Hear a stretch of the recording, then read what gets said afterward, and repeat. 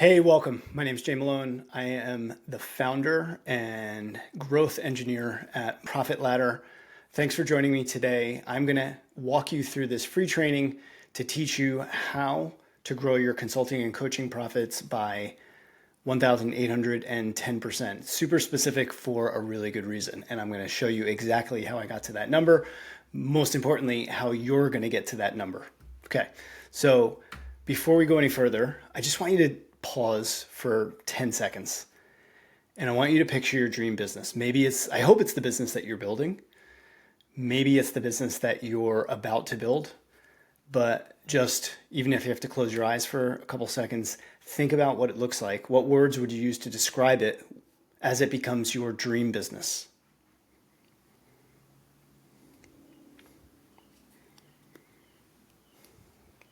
Got it? Got a couple words? Okay, let me tell you how I think about a dream business. So, first of all, I'm 48 years old. So, I've done all the hustling. I've worked long days, 100-hour weeks, on and on and on, endless weeks. And that's not what I'm trying to do. And so, the first thing that's most important to me is to be able to actually work less. And at the same time, while working less, I want to be able to earn more money, right? We're in business. But on top of that, I want to be able to create more impact. I want to work with great people. I want to help them. I have a mission to help 100,000 entrepreneurs, service-based business owners, grow their profits without losing time with friends and family, something that I know all too much about, and crippling burnout. We're going to get all into that. And then finally, I want to be able to enjoy more freedom, right? So like when I work less, when I earn more money, when I create more impact, the cherry on top is that I get freedom and time back for me so that I can say yes to the right things, whether it's opportunities in work or just working less and spending more time with family. That's the dream. Okay. So what I'm going to do and where we're going to start is that I'm going to tell you the story of how I discovered the systems that I'm going to teach you today to achieve that dream outcome and that dream business. And it's going to start by taking you through the story of my first business, New Haircut. Okay, so New Haircut still exists. I launched it in 2010, and it started as a pretty simple design studio, and that's where the name New Haircut came from. It's kind of like that new look, new feel. We used to design websites, mobile apps, custom applications, and technology for companies, and it was very much a service-based consultancy. And over time, we went from working with startups to eventually working with companies like Amazon and Home Depot, Ford, Google, like really great companies, great logos, really proud of the work that we did. And over time, as we got better and better at our craft, and we stopped doing a lot of the sort of design and development work, we were more venturing into the strategy space. So we would go into a company like Ford or Home Depot, and they would have a big mission. They'd say, we're looking to launch this new product or application or a new service out into the market. But before we do and go and spend millions of dollars and rally teams together to go and build these things, can you guys come in, New Haircut, and evaluate our ideas? Make sure that we're thinking about them right. Do some research, build some prototypes, test them with the market, get feedback, and then eventually present back to us the right opportunities. We used to refer to those opportunities as bets. So help us as a company put the right bets on our product roadmap. And that's the work that we did. And like I said, it was for big companies, big bets, lots of money and people's careers at stake. So as much as that sounds like a dream in itself to be working with these kinds of companies and making that kind of money, the work was a total grind, right? And so most of the projects took 12 to 18 or 24 months to win. It was a series of endless prospecting and pitching and building relationships and submitting proposals that often went unanswered. And on top of it, it required a ton of time marketing and selling and building the team. We needed the right people in place. So we were constantly hiring for the best talent. But a lot of the time, because it took so long to sign those contracts, people were sitting on the bench. So we were paying people to do nothing. So it was a very difficult business to run. And so most of the time, because of that, our margins as a company, our profits were razor thin. We barely made more money than it cost to keep the company in business. Month after month after month. This lasted for over 10 years of trying to scale it and trying to work less but make more. And so me in particular, my role in the company as the CEO was to sell. So I was responsible for not only the selling, but the marketing, building relationships, out there prospecting in the market. And so on an average day over the course of a decade, I constantly sat on the sales roller coaster. So let me tell you what I mean by that. So what would happen is we'd be working with a client, things would be going pretty well, and then my business partner and I at the time, and some of our key staff, we'd say, okay, within 60 or 90 days, we're going to start to have a cash flow issue. So I would get out there and I would even get more active to try to market and sell. I would record webinars like these. I would do speaking events. I would be a moderator on panels. I would create content, blogs, all sorts of things. Really anything that I could do. And then on top of it, all of the outbound messaging, LinkedIn content, DMs, all that stuff. So that was my constant pace day in and day out. I started a company to be an entrepreneur, not to be a salesperson. Those two are sort of like tied at the hip. It sounds silly to say this out loud, but nobody ever told me that when I decided to go into business for myself. So only when things started to become dire and I could see where we were going to run out of cash, then I would get out there and start really pounding the pavement. And so I would crank up the sales engine even more DMs, more spam, honestly, cold emails, knocking on my network stores, asking for referrals, asking for past clients to refer me to businesses, all the things. I was doing all the things. None of it ever felt great, but I did it nonetheless because now at a point we reached about 35 people in the company. So I was responsible for not only my welfare and my family's welfare, but the livelihoods of those 35 people. Nevertheless, sometimes right before we were about to have real cash flow issues, and even sometimes I had to stop paying myself, this went on again for a decade, we would sign a new client. Or we would renew with an existing client. And then we would get into the work. A lot of the work that we were doing was 3 or 6 month long contracts. So we would immerse ourselves in the work. Because we were a small business, I was often getting pulled in to some of the project work. So that meant that I was constantly splitting my time between riding this roller coaster of marketing and selling and pitching and proposals and prospecting, and then being involved in projects. That's what happens when you're a small business, right? Especially later in our timeline when it was just me along with 2 or 3 other people in the company. Now I'm doing all the things. I'm constantly 1 hour I'm selling, 1 hour I'm fulfilling client work. And then just as we're ready to sort of like celebrate and we're coming out of a client project, I'd realize that I need to get back on that hamster wheel and start the process all over again. So now this repeats for a decade. And what you can imagine, as a friend of mine calls this is that burnout carousel.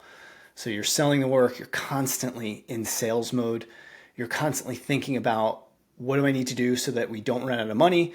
That is really entraining a mindset of scarcity. So it wreaks havoc over time, over months, over years. That mindset and that constant hustle will really do damage to you. And so this is the problem that I want to help people overcome before it even becomes a problem. So as a result, our growth was very slow, super stressful, constantly, like I've been saying, thrashing between selling the work and doing the work. Those sales cycles, especially when we started to selling to the Fords and Amazons and Googles, you can imagine that they don't pick up the phone and sign a contract a half hour later. These are 18-month sales cycles of lots of prospecting and pitching, and that's when it goes well. Most of the time, my win rates were close to 10 or 15%. So the other 90%, I'm out there prospecting and sending proposals and sitting in pitch meetings with companies that say no, or even worse, just ignore me altogether, ignore that I spent all this time creating a proposal and never even respond to me. Not so great. And then on top of it, even if I wanted to give that job away, that would have meant hiring additional salespeople. But a couple things. One is hiring more people is risky. It's expensive. You have more mouths to feed, and that means you have to sell more work. But when selling is not your superpower, then how do you even bring that person in to train them, right?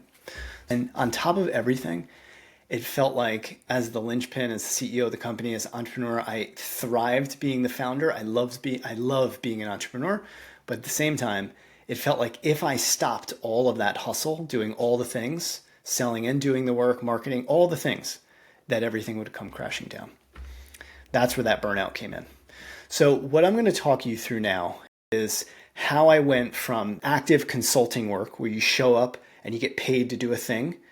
And then I'm going to tell you the story of how we reversed and stepped backward from active to packaged services and ultimately into productized services. So let me show you what I mean by that.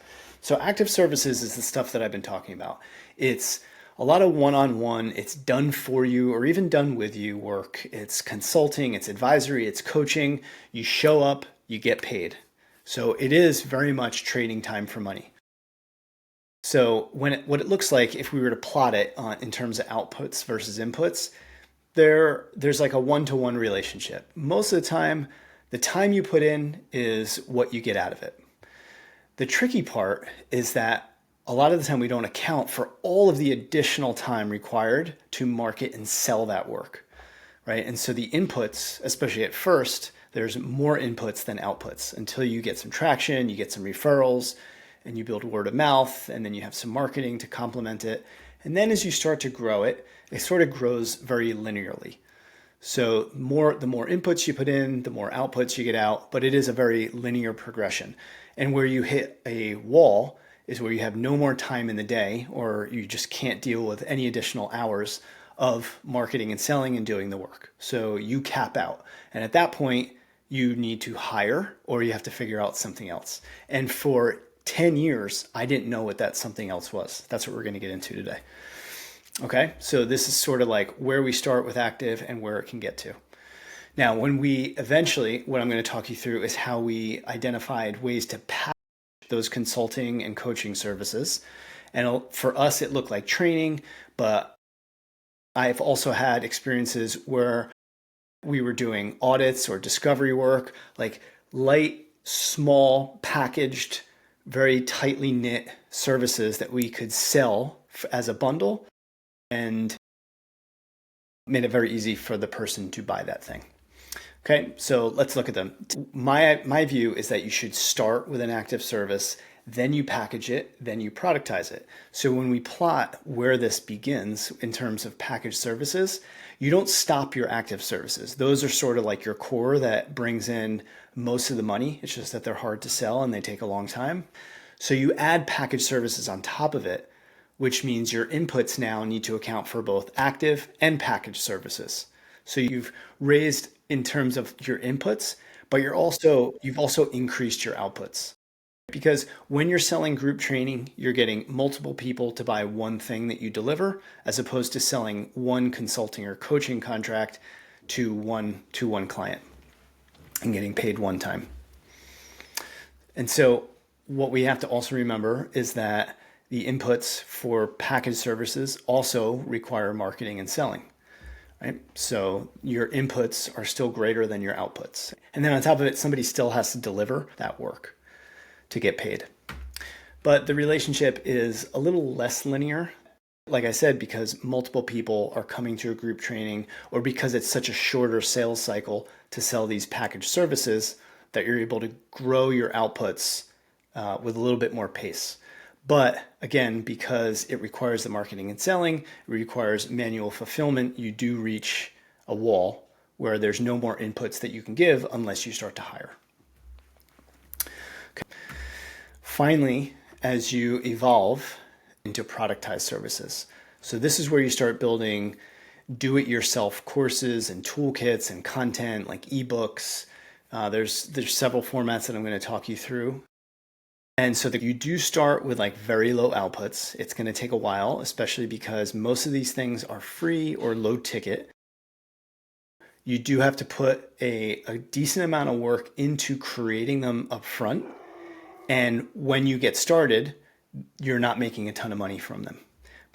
Because of this, because it requires upfront work and because you're not making as much money as you do out of the gate as you would active services or packaged services, many business owners won't look at productized services. They can't play the long game here.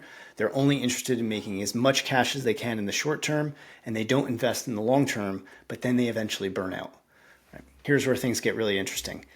There's very little additional inputs required once you create that thing. Once you create the course, the ebook, the email-based course, the series of webinars that you pre-record and charge for, there's very little additional marketing and selling that goes with it. You will have to market and sell. There's a little bit of maintenance as you want to like refresh the materials. But what happens from there is people get word of it. It's much easier to buy, even easier to buy than packaged services. And so the growth potential is uncapped. You can go on and on and on, and people will continue to buy this thing. It's evergreen forever and ever and ever. And you don't hit a wall in terms of inputs. Okay, so that's the exciting thing about productized services and how you get there. So let me continue on then with New Haircut's story to show you how we went from active, which I've already talked about, to packaged to productized. So we took those consulting services, and something that had always come up for me is one of the frameworks that we used in our consulting work was a framework called the design sprint. And there were a couple others, problem framing, customer research. These were sort of like our frameworks and our methodologies that we used to do the work that we were hired to do inside of our client companies. But we would get requests from client teams, from other consulting companies trying to build companies similar to New Haircut. They'd ask us questions. How do you run design sprints? How do you get set up? What happens afterward? What do you do before to make sure it works? How do you use those materials? How did you do it for this industry versus that industry? And so over time, we realized that there was this natural interest in the frameworks that we were really good at. And so what we decided to do is to take those custom consulting things that we were selling one at a time and package them into 1 and 2 day training formats. And these worked really, really well, surprisingly well. So we were selling them for, at first, about $1,000 a seat. We were hosting them as public training workshops where anyone could buy a ticket for 2 days, come, and you learned everything that we had in terms of running effective design sprints. So these were packaged offers. Remember, we're going from active to package. So they were packaged because there was a little website. You saw that you were coming for 2 days. We were going to cover these 5 topics. You were going to get access to these 3 resources, and it cost $1,000. Easy to understand, easy to buy. Whether you can afford it or not is different, but the $1,000 seat to a 2 day training was way less than paying us $30, $50, $100,000 to run that sprint for you. So much more affordable in that sense. So packaged, easy to buy, more affordable than hiring us for our active services, which meant altogether our sales cycles for those things were significantly shorter. And fulfillment on them, instead of spending 3 or 6 months to make $50,000 to $100,000, we were making close to $50,000 in 2 days. Now, of course, we had to build all that curriculum and all the materials, but it was more of an upfront effort. And then once we had built training for design sprints, it was easy to replicate for other frameworks that we wanted to teach. And then we could take that and run that training multiple times a month because it was such a condensed time frame to deliver that training in. So I want to share a couple things with you. So when we were running the active, when we were doing all the consulting work, on average, over the course of 3 to 6 months with a team of 4 or 5, 6 people that would do that work, we were at around 100. Now our break-even cost was $50 an hour, which meant that our profit in there was about 150%. When we started to do the training, when we were making around $30,000 on average per 2 day training for 1 or 2 trainers, and I'll keep all my numbers conservative here, our hourly rate jumped from $125 an hour to $750 an hour, right? And so when you look at the difference in profit, we went from 150% to 1,400%. That's a 1,250% increase in our profits. Really exciting. It really got our attention. We quickly pivoted a lot of our focus to become about 50% split between consulting, doing the work for you, versus teaching you how to do it. So that was our first indication, and as we went from active to packaged. Then we took it a step further. What we'd hear a lot of the time in those live training workshops is people asking for access to the slides, to the worksheets on the tables, to the templates that we showed them how to run these activities. And for a long time, we said no to it. Eventually, took us a few years, but eventually we said, you know what, let's try it. So we took all of that training material, all of our resources, all the things that we used, our expertise of knowing how to run these frameworks, and then all the materials that we used to show up and run those frameworks for our clients, we packaged them into what we referred to as toolkits. Those toolkits were our productized offers. So they were everything that a company could hire us to do. We packaged into a product and we said, here you go. And instead of paying us $30,000, $50,000, $100,000 for us to do it, we packaged it into toolkits that cost $250. So for everything that we had, you can have it for $250. You just can't have us. We're going to take that time back and we're going to invest it into building the next toolkit or working with the ideal client that we'd love to work with, but we can't because we're too busy working with 3 clients that we really don't want to be working with. Think about all that time that we won back. 2-day training workshops to 0-day delivery of people going online, buying these toolkits, right? We sold them for the one in the back was a lead magnet. It was free. We sold the others for $250. There are other products that we started to create once we saw the success of this. And so these were our productized services. What was most exciting, especially for me, the guy that was typically selling the work, is this was do-it-yourself fulfillment. So I didn't have to be involved in them using the toolkit. I didn't have to be involved in them buying the toolkit. They live on our website. They still exist today. People still buy them. I built these things 4 years ago. People still come on to our website and they buy them for $250. If that's not passive revenue, I don't know what is. So completely hands-free sales as well. Let me show you exactly what I mean by that. So remember, when I first built these toolkits, I had to put a bunch of inputs in without getting any outputs in return. So I spent close to 100 hours to build my first toolkit.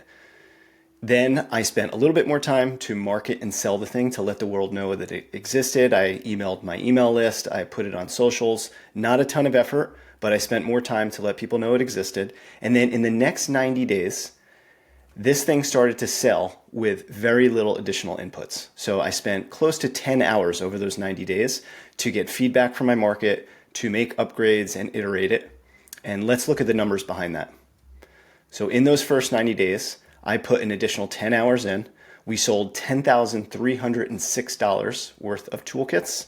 That's an hourly rate of $1,030 and profit of 1,960%. So remember at the very start, I promised you profit growth of 1,810%. There it is. So when we compare this hourly rate, the time that I put in, my inputs versus outputs, versus those active consulting and coaching services, which required much more effort to market and sell, my profit jumped 1,810%. So what wound up happening next in phase 3 here, as we went, phase 1 was sort of moving from active to packaged, phase 2 packaged to productized. In phase 3, what we wound up doing is taking these individual toolkits that we built and plugging them into not only our ecosystem of services that we offered, but we started to build additional products to complement them. So I'm going to talk you through how we did that. And what I do is I refer to this as a reverse flywheel. So if you're not familiar with a flywheel, it's this concept that it's a mechanical engineering concept where it's this apparatus where there's a wheel that spins, and as the wheel spins, it begins to build its own momentum. And over time, it just goes without any really very little additional effort to spin that wheel. And you can start adding things to that wheel and it just continues to propel. And you add things around it, and as the wheel spins, the little thing upsells the big thing sells the next little thing in the cycle, and you start to meet your customer wherever they are in their journey, without you really having to do much else except talk about whatever is at the tipping point of that flywheel. So let me show you how we built it. We built it in reverse.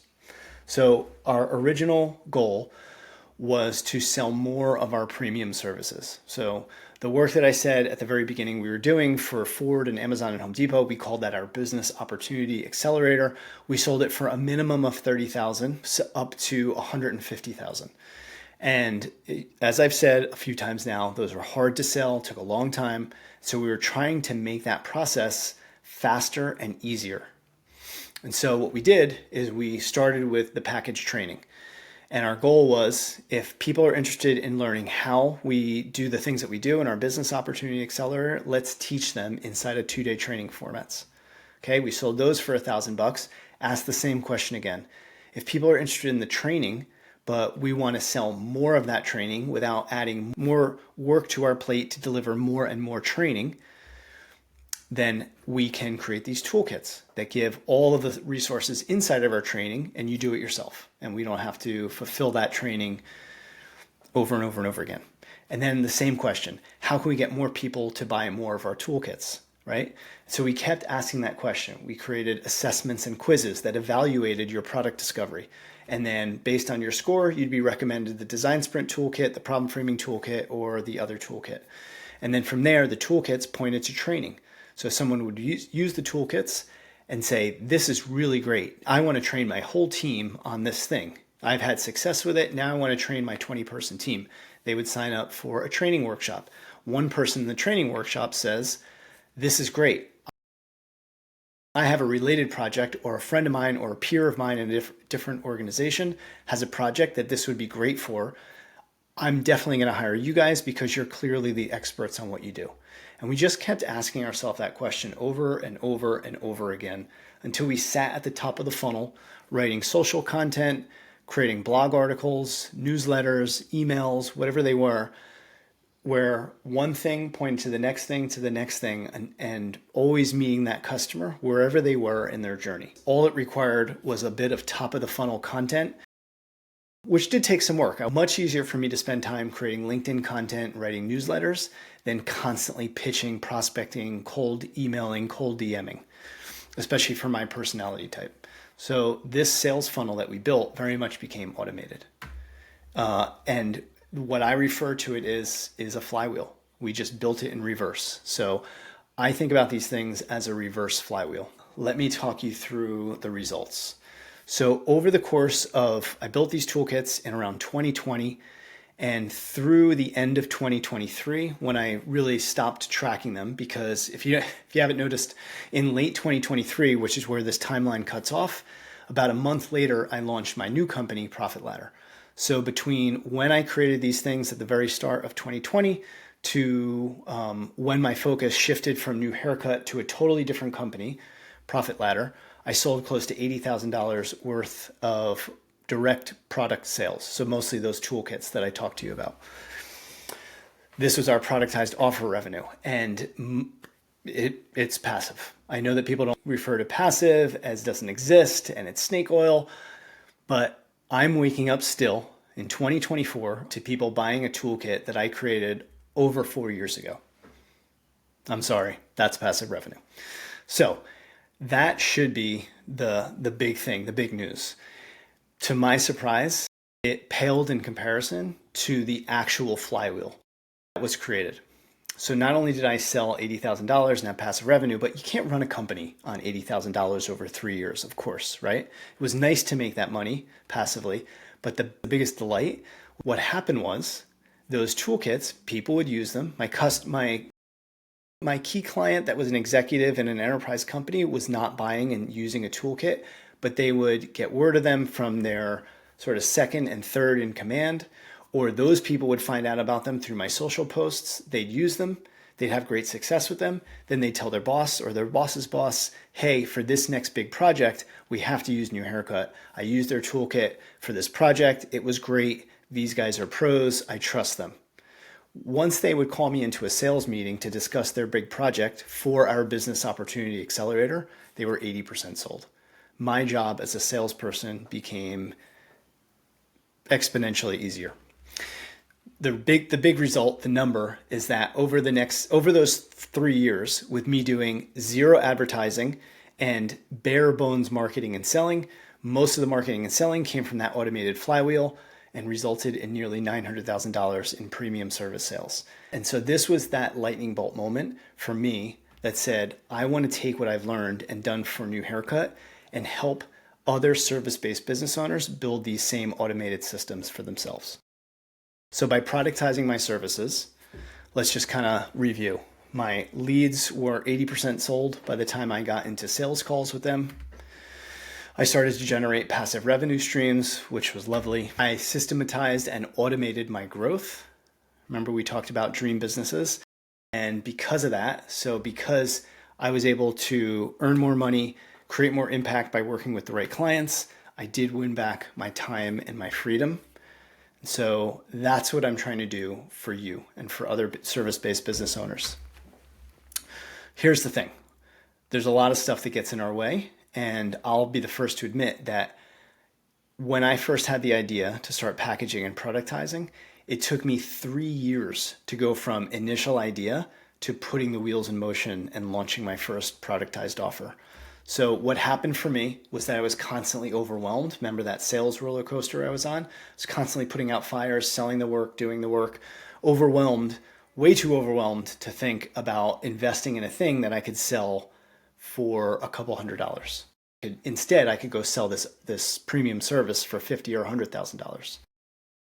And so because of that, I had trained myself to stick to the same sort of marketing and sales playbook. Just go out and pound the pavement and sell your $50,000 thing, and that's it.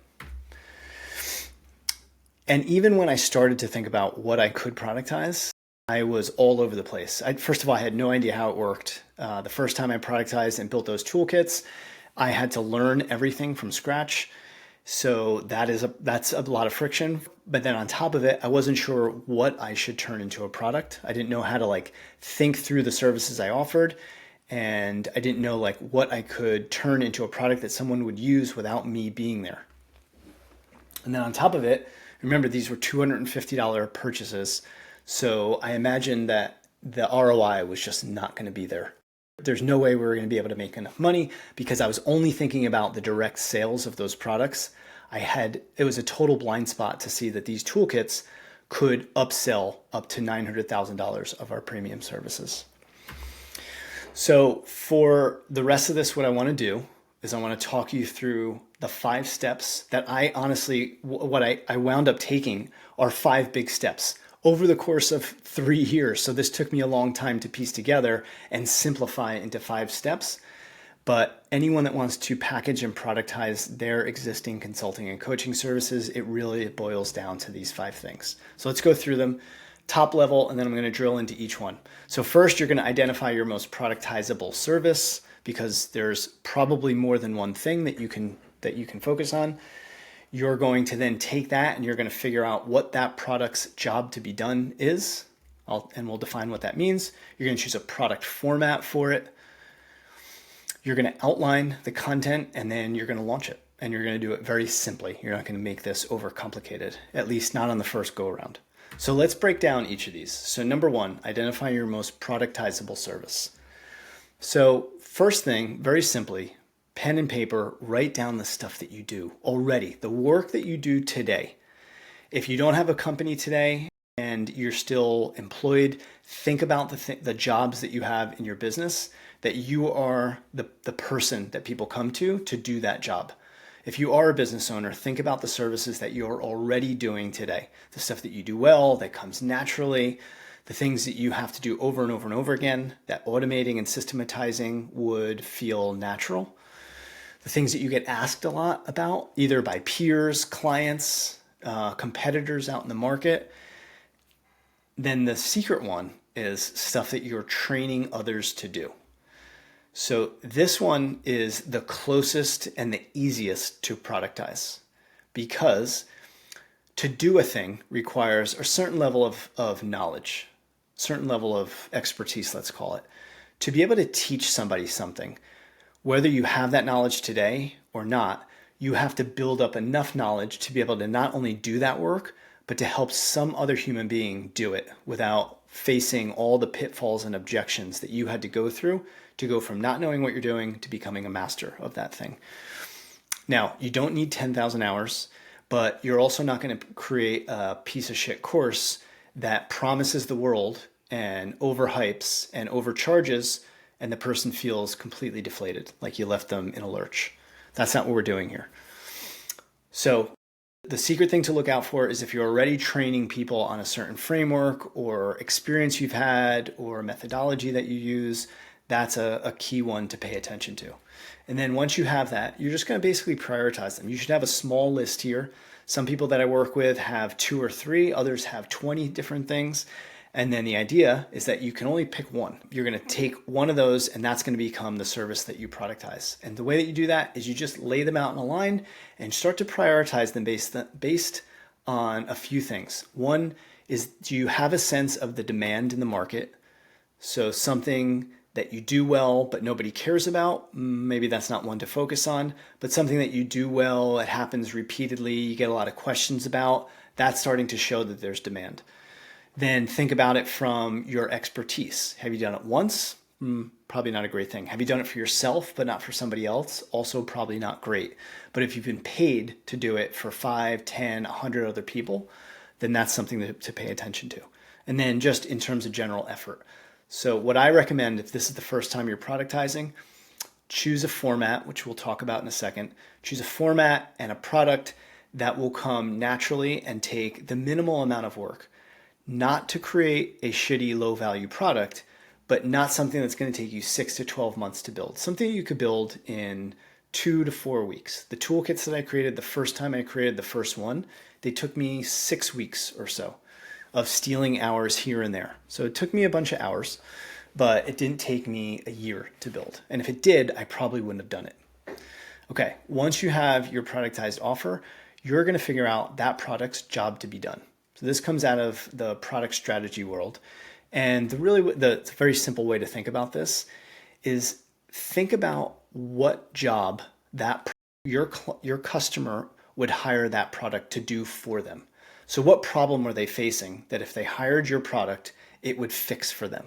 Or what goal do they have? Flip it on its head. What goal do they have that they'd hire your product that would help them achieve that dream outcome? That is your job to be done. That's your North Star. That's going to be the thing that you keep front and center as you work through all of the subsequent steps that come next. Okay? Number 3 is you're going to start to choose a product format. This is where you start to think about what's the kind of content that you enjoy creating. Do you like to write? So maybe an ebook is good for you, or an email-based course. Do you enjoy to record audio and video? Then maybe you should create an online video course. Do you like the idea of not only educating, but enabling your customer to not only learn the thing, but give them all the tools and resources to do it themselves? That's a toolkit, like the toolkits that I created. It was video instruction as well as all of my resources so that my customer would be completely independently successful without me there with them. And then there's others. There's more things that are a little bit more hybrid, not a do-it-yourself, self-paced, but things where you pre-record some of the materials and then you meet weekly, quarterly, monthly, something like this, to review everything, give people a push, and send them off. And then the group works independently or together, and then you meet again. Those are cohort-based trainings or challenges that you could organize. So there's a lot of different formats to choose from. Number 4, you're going to outline your product's content. So there's a structure to this. You're going to start at the end. Now, the good news is you already have that because you did it in step 2 when you thought about your product's job to be done. So that North Star is the thing that you're going to be thinking about. That is where your customer needs to be by the end of using your product. You're going to reverse engineer everything from that. Right? And so, but to do that, you're going to break out your major milestones. So if you're creating a course, these are your 3 or 4 big pillars that you need to cover so that your customer of that course goes from start to feeling accomplished and having learned the thing or being enabled to do the thing that you promised to teach them.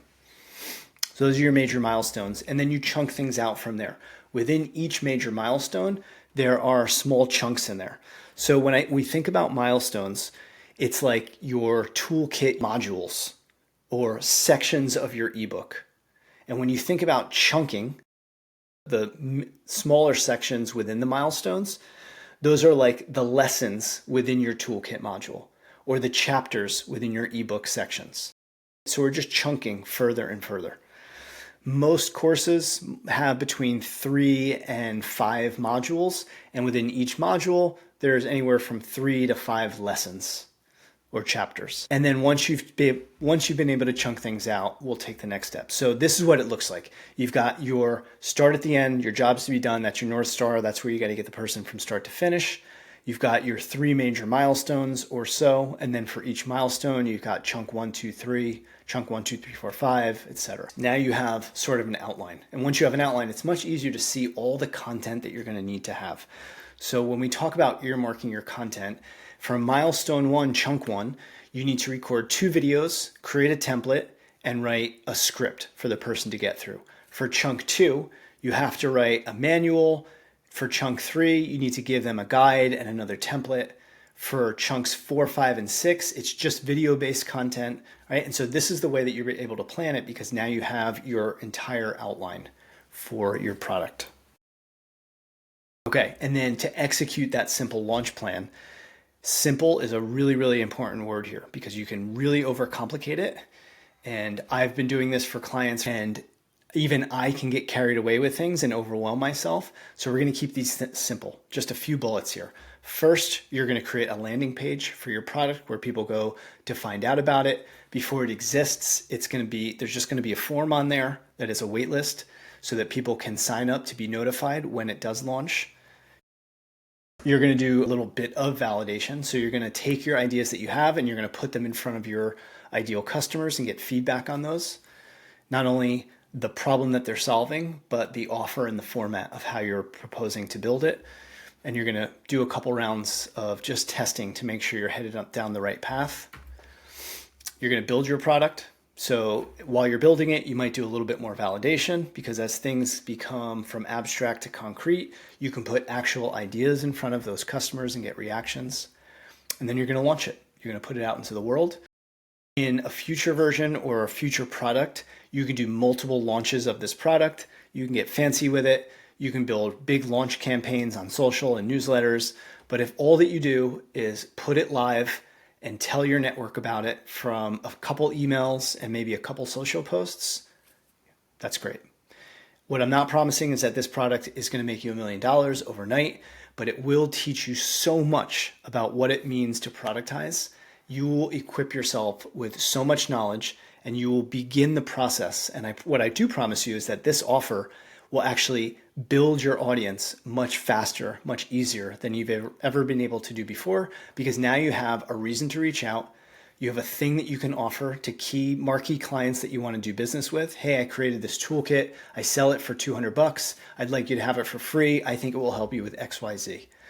You're really putting yourself in the driver's seat. And when those people use it, even if the first couple iterations aren't a complete home run success for them, you get feedback, you make it better, and ultimately, eventually, this thing becomes the first domino in your flywheel that people find out about, they tell their friends about, it creates value in a short order, and then you become the person that they want to hire when they've got the budget and the access and the means to hire you for the premium service that product connects to.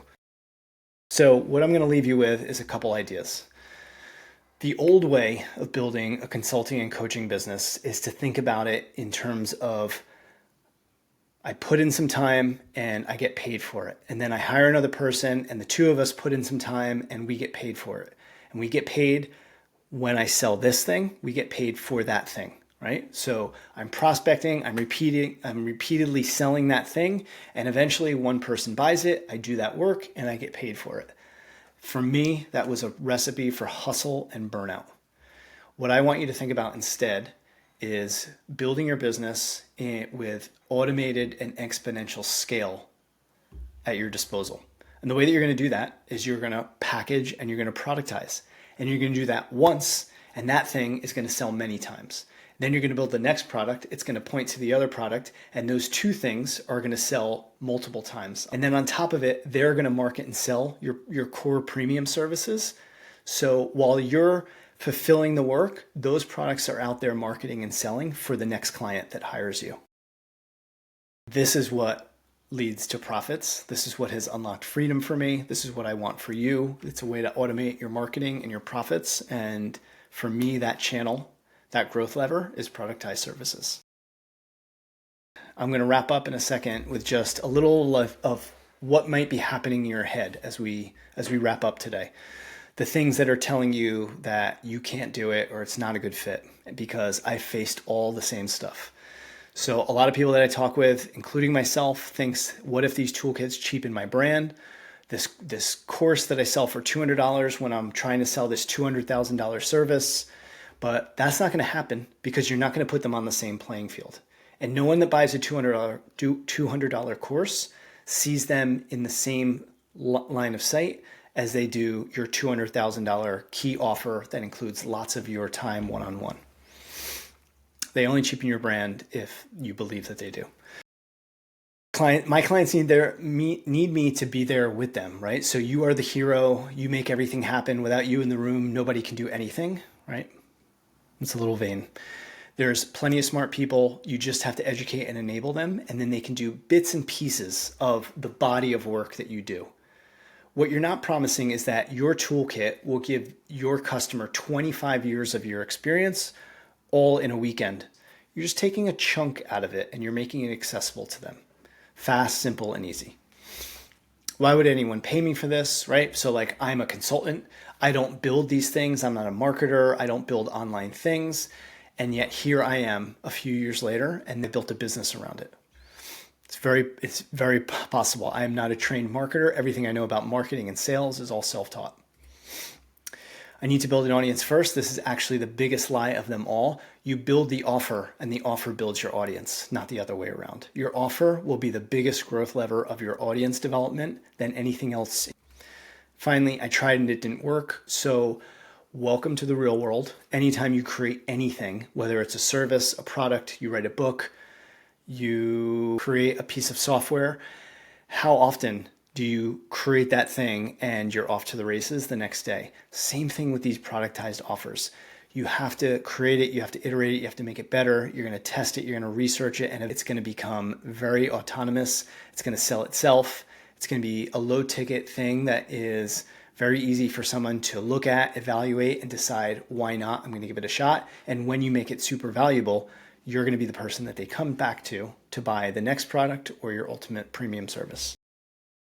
So where I'm going to leave off is just to quickly introduce this work that I do. So if you're feeling overwhelmed, if you're excited about productizing or packaging your services, but you need some help, join the club. When I productize my own stuff, I hire an outside strategist to help me because it's really hard to read the label from inside the jar. So I've got tons of ideas for productized offers for Profit Ladder, but I always hire someone. So if you need some help, I have, this is the work that I do. It's called the Profit Accelerator. The way that it works is it's a 4-week program. First week, I help you paint the picture of why you're doing this. So we dream together. Then we decide on which of your services is the best right fit for you to productize. We also come up with the right format for it.